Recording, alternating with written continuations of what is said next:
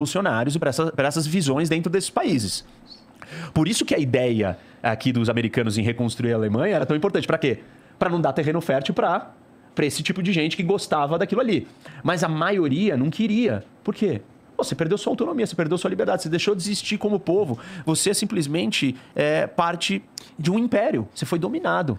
Então, eles não querem, só que eles não têm força para lutar contra eles. Eu acho que tem um exemplo bem interessante, Igor, que é o da Alemanha do pós-guerra, em que a Alemanha Oriental ela teve que pagar retribuições à União Soviética durante 10 anos, mais ou menos. Enquanto a Alemanha Ocidental não teve que fazer isso. E essa foi uma variável importante, entre outras, na distinção das curvas de desenvolvimento desses dois países, por assim dizer. Entendeu? Então, a Alemanha Ocidental ela é o berço de uma revolução produtiva muito forte no final dos anos 40, nos 50, que não aconteceu na Alemanha Oriental, entre outras coisas, porque era um Estado pagando tributo para um grande império. Não só o sistema... Que era um império que ia fazer o quê com o seu dinheiro? Não. Ele não ia devolver para você.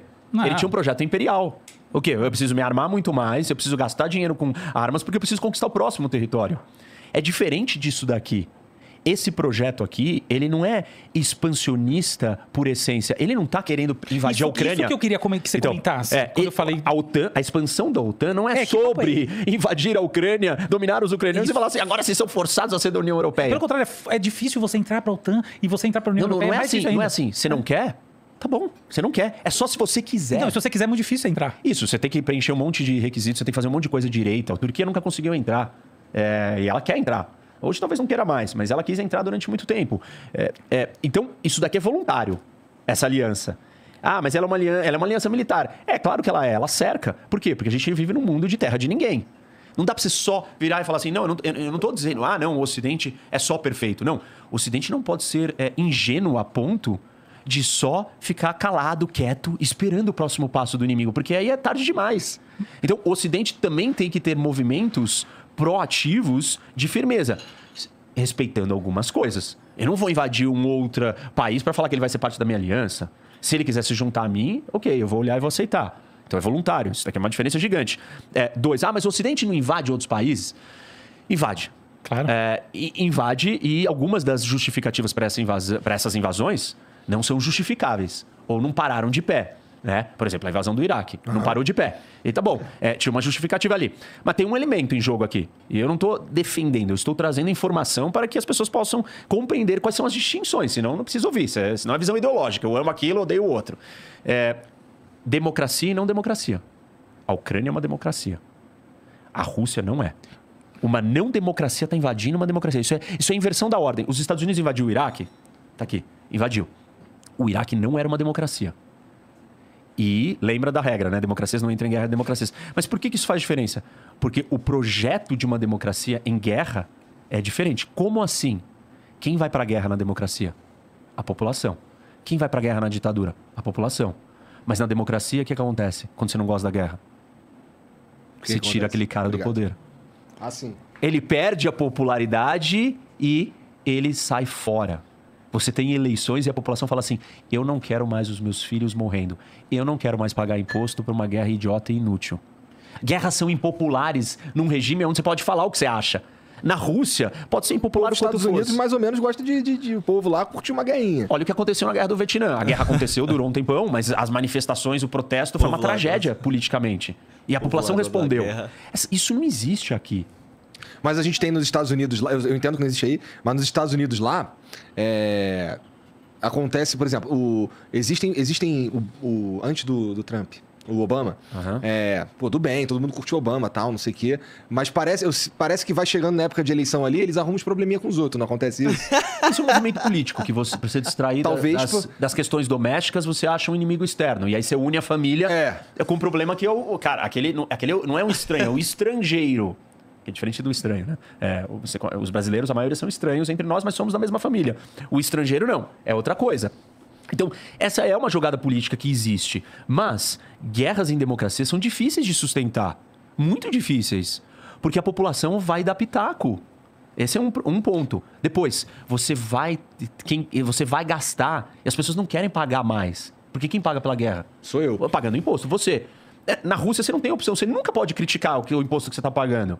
Na democracia você pode. Mas a gente escolhe mal. Na hora de escolher, vira e fala assim, eu vou votar naquele ali... Mal pra caralho. Porque, sei lá, não sei o que ele vai fazer Vídeo com o meu paulista, dinheiro. Não tá vídeo nem aí. brasileiro. Eu acho muito legal que chegou nesse ponto da discussão, porque ele é um ponto em que a gente pode tratar de uma das grandes linhas de força das críticas a uma visão mais, vamos dizer assim, ocidental da cultura, que eu e você compartilhamos no Brasil, que diz o seguinte: nós que achamos isso, que achamos que existe, do ponto de vista de desenho institucional, uma superioridade da democracia, nós somos enviesados, por definição.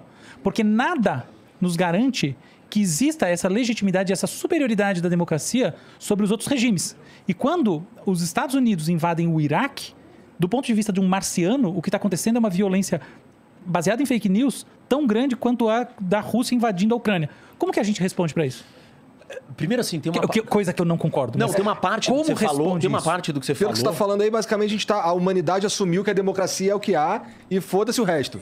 Não é essa humanidade, é uma parte da humanidade que tem um modelo ocidental de vida e de repente tem um marciano que olha de cima e fala, sei lá o que é democracia, sei lá o que qualquer outra coisa dessas, e eu tô olhando só um pessoal dizendo assim, não, mas eu estou certo, eu tenho direito. Como nós respondemos a isso? Não, primeiro assim, a ideia...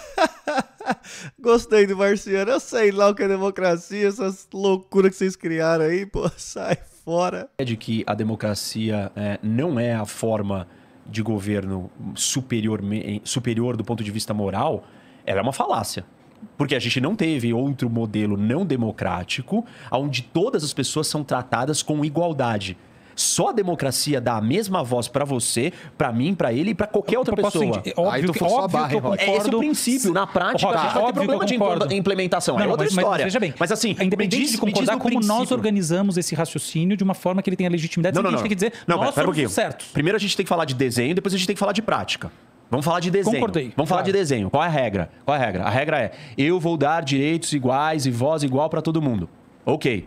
Vamos partir de um ponto de vista de um sistema de governo onde ele vira e fala assim, eu não vou dar direitos iguais, não vai ter direitos iguais. Esse cara nem tem chance de ter. Esse daqui que falou assim, vamos dar direitos iguais, e assinou, e botou na Constituição, e tá lá, documentado, e tá falado, aí a gente passa para a segunda etapa, que é, vamos fazer isso daqui no papel virar realidade?